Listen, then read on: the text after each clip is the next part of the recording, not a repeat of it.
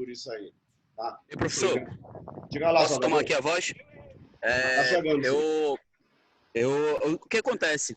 Todo santo mês a gente sofre procedimento de auditoria lá na Opa, concessionária. bacana. E a auditoria em si, ela tem aquela visão para que a gente venha eles lá em cima da gente, para estar tendo aquela compreensão se a gente está fazendo os procedimentos corretos em si, em termos de processos.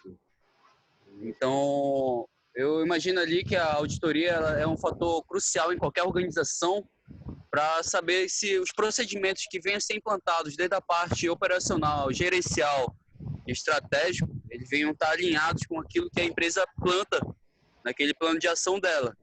Até aquela cobrança básica, mas é uma coisa que dá para se sobreviver, né? Então... Sim, com certeza. Ou seja, aí eu pergunto para vocês, o planejamento de auditoria, ele auxilia o auditor a trabalhar, tipo assim, as áreas que são apropriadas da organização, ou seja, ele tem uma dedicação apropriada às áreas importantes da auditoria, ou seja, aquelas áreas que são mais relevantes. E aí, o que vocês pensam a respeito? Se esse planejamento ele vai auxiliar? Eu vou tomar a voz aqui rápido. Vamos lá, Clenildo. Porque, assim, a organização, qualquer organização tem um lado fraco, né? Então, o que que se faz? Você, normalmente, contrata essa auditoria. E essa auditoria, é claro que tem que ter um planejamento sobre a organização. Então, a primeira coisa é ter um conhecimento de como é que ela funciona.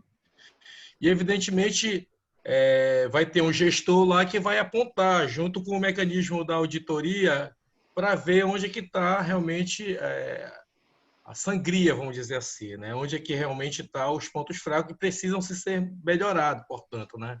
E aí há um estudo há um pré-estudo e, evidentemente, há um planejamento para você poder, né, o auditor traçar uma orientação para quem trabalha internamente, poder fazer solucionar, na verdade, né, uma orientação de solução para aquela atividade que, evidentemente, está trazendo um desconforto para a organização. Então, eu imagino assim, o camarada faz o levantamento, evidentemente, vai ter um auditor especialista, por exemplo, o meu ponto fraco é em planejamento estratégico, o meu ponto fraco é em diretoria de gestão de pessoas, meu ponto fraco é nas finanças.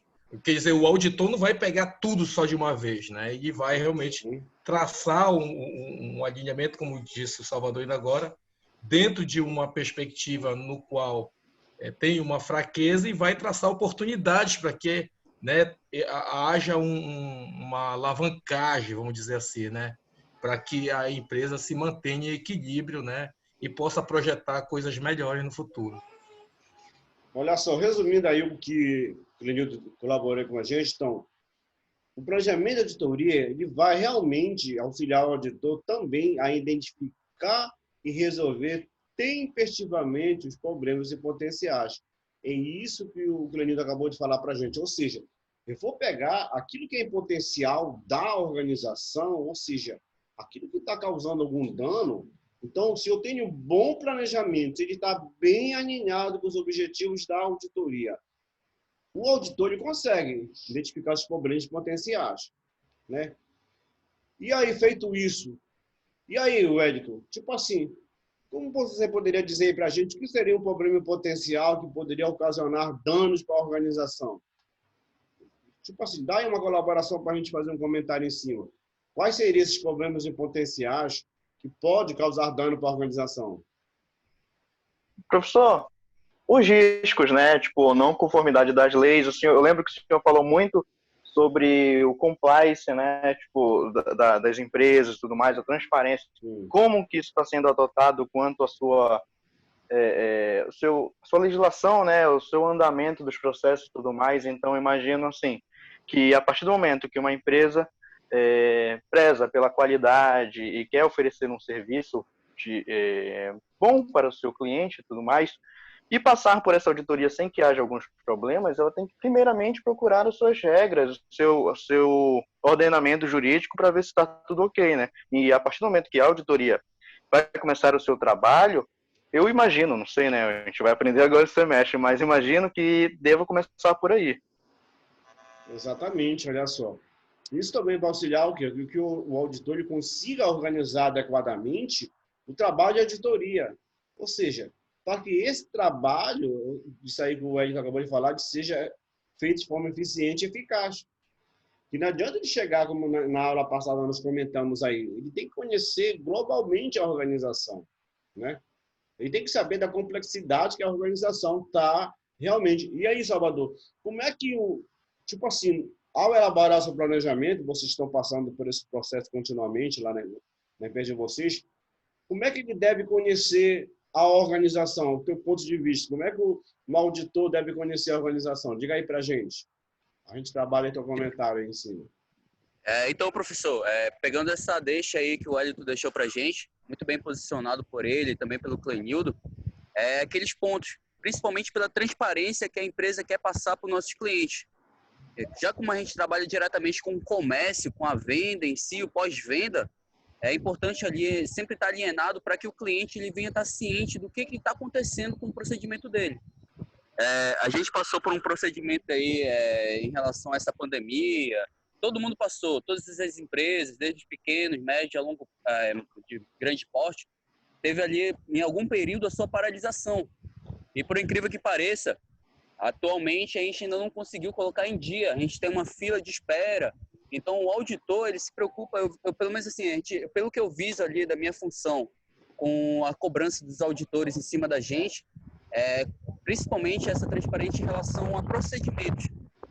Como a gente trabalha diretamente, eu trabalho diretamente no setor de entregas de veículos, a gente percebe ali uma certa, como posso dizer assim, uma preocupação em relação ao tempo do prazo para a entrega de cada veículo. Então, se um veículo chegou na fábrica, saiu da fábrica, chegou na concessionária, não deve demorar mais de 10 a 15 dias para ser entregue para o cliente. Se está tendo algum atraso, tem que ser logo identificado para que, posteriormente, esse equívoco não venha a estar acontecendo. Pelo menos assim, claro, varia de muitos outros fatores, desde a parte financeira de cada um para cada qual, mas no demais, no grosso, a gente resume para isso. É uma preocupação em relação a essa transparência que o Wellington passou e complementando a frase do Clenildo aí, em relação a todo esse procedimento que está por detrás da administração. O cliente, ele está, não, realmente está acontecendo isso, isso e isso, e ele não vem a ter dúvidas do procedimento. Exatamente. Quando a gente fala nesse trabalho, que tem que ser de forma eficaz e eficiente, ele vai envolver todo esse processo aí que você está falando para a gente, né? E aí nós temos que pensar também que isso aí vai gerar também os riscos, né? Então, na hora que o auditor for fazer o planejamento, que eu até comentei na aula passada com vocês, ou seja, eu tenho que trabalhar bem essa minha seleção dos membros da equipe que vai trabalhar com o auditor. Ou seja, esses níveis apropriados de capacidade e competência de cada membro, né? Por quê? Cada membro tem que saber responder aos riscos esperados. Ou seja, na alocação apropriada de tarefas, né, pessoal? Por quê?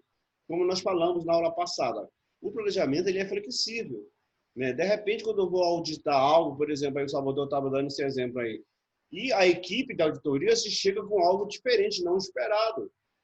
Então, essa equipe lá, esses membros, eles têm que ter essa capacidade, né, de identificar esses riscos. Ou seja, é uma coisa que pode acontecer de uma hora para outra, né? Ou seja, essa facilitar a direção e a supervisão, claro, quem é que vai fazer a supervisão? O auditor-chefe. É ele que vai fazer a revisão do trabalho da auditoria. Ou seja, compete, pessoal, a ele, é que nem numa delegacia de polícia, né? Tem os investigadores, mas quem é o responsável? É o delegado, né?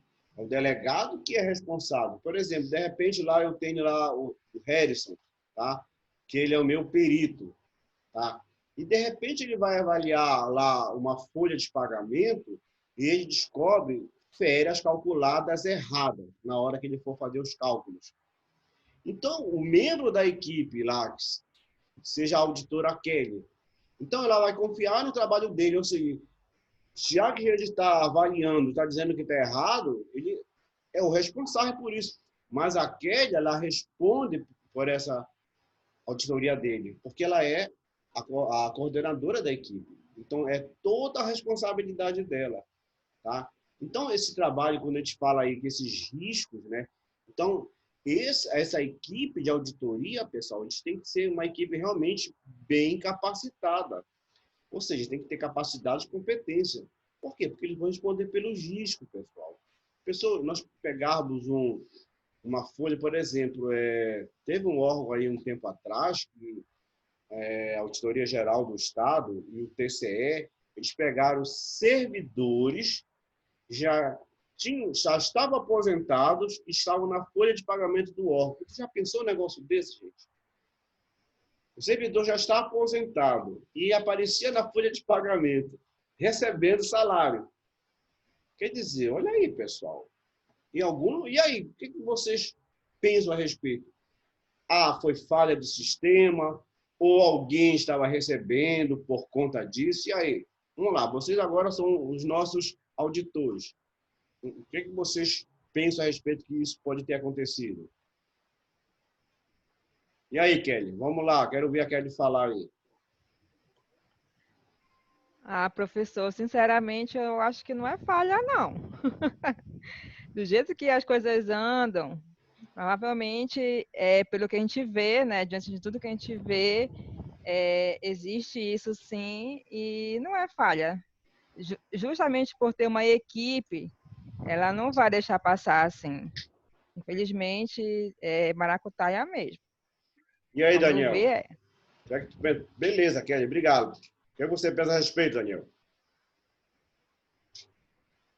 Dê a sua colaboração para a gente. Cadê o Daniel? Saiu? Perdão, desculpa, tá aqui. O microfone estava mutado. É meio complicado, sabe? Porque varia de situação. Aproxima mais um pouquinho do microfone aí, Daniel. Tá ouvindo agora? Agora sim. Tá. Então, eu acho meio complicado, entendeu? Porque cada situação é uma situação, cada caso é um caso. A gente não pode generalizar tudo, mas com relação a esse sentido, eu meio que eu vou na visão da Kelly, dessa questão da trambicagem, sabe? Exatamente, né? Aí pode ter, pessoal, uma formação de quadrilhas, né? Exatamente, a gente tem que ter essa preocupação, né? E de repente lá o servidor já está aposentado, né? E aí ele já não faz mais parte do quadro do órgão, né? Ou seja, quando aparece isso, então a própria administração, né? Ela é penalizada, ou seja, a própria direção. Então, o trabalho de auditoria, quando ele supervisiona os membros da equipe de trabalho dele, ele revisa esse trabalho, ou seja, a própria coordenação, ela tem que ter auditores especialistas. Quando eu falo, tipo assim, lá quando eu dei o exemplo lá do Harrison lá, né? Que ele vai analisar uma folha de pagamento e ele descobre cálculos errados de férias, né? Diga lá, Salvador, você quer falar, dar uma contribuição? Eu ia chegar até uma certa pergunta bem básica em si. Sim. Então, praticamente, a auditoria por completo, ela tem um retrabalho para saber se os procedimentos que estão sendo executados estão corretos. Seria basicamente isso. Sim, exatamente, perfeito. E aquilo que o Clenildo vem falando para a gente nas nossas aulas, né? Ou seja, ela vai dar conformidade se aquilo está ok, né? A auditoria é isso. A auditoria é uma forma, ela é preventiva, tá? Ou seja, ela só se torna investigativa quando algo aconteceu. Por exemplo, vamos pegar um exemplo, digamos que tem uma denúncia, tá? Um determinado, vou pegar para a contabilidade pública, mas poderia acontecer numa empresa privada. Vamos dizer que tem professores de uma determinada escola recebendo e não aparece para dar aula. Aí foi feita uma denúncia. Opa, alguma coisa errada, né? Aí vai verificar o porquê que o professor está recebendo, lá e aparece na folha de pagamento, se há 3 meses que ele não tem frequência, ou seja, ela vai atrás de evidência, pessoal. A auditoria, ela trabalha com evidência, anotem isso, tá? Ela trabalha com materialidade. Por isso que a gente viu na aula passada, uma das características do auditor, ele tem que ser cético, ou seja, não tem que acreditar em nada, tá? Não tem. Imagina, não, mas o professor vem, mas o professor não faz chamada e tudo mais, mas ele vem da aula dele, não sei o quê. Não, tem que ter evidência, tá? Cadê o plano de aula do professor? Cadê a lista de frequência? Averiguar, fazer os testes, vamos lá com os alunos. Tudo isso tem que levantar para ver se o professor realmente está vindo. Por quê? É como o Salvador acabou de falar isso aí. ela vai dar conformidade, ou seja, ela vai verificar se aquilo está acontecendo de acordo que realmente o fato demonstra que... Então, a auditoria, pessoal, o objetivo do auditor, na hora que ele for fazer o planejamento, ele pensar na auditoria de forma a realizá-la de maneira eficaz. Aí eu pergunto para vocês, que requisitos, pessoal, ou seja, o auditor terá que usar para que essa auditoria seja de forma eficaz? Assim que a gente aprende falando. Né? Porque na hora que eu vou perguntar na avaliação de vocês como é que é feita, como é que eu posso dar uma conformidade, que requisito o auditor, e aí? Para uma auditoria ser eficaz, se cair o nosso link, te volta no mesmo link, tá, pessoal? Na próxima aula, já vai estar no Google Meet, aí a gente não perde, não tem um risco mais de cair, vai direto. Que requisito vocês pensam a respeito que o auditor tem que ter no planejamento de auditoria para ele realizar uma auditoria eficaz? Bora lá. Eu acho que, voltando à aula passada que a gente teve, que a gente estava falando justamente das informações, né? Que o auditor, ele chega numa empresa, chega num órgão público, ele precisa de todas as informações necessárias, possíveis, para ele poder ter um julgamento assertivo, entendeu? Ele não pode fazer chegar no resultado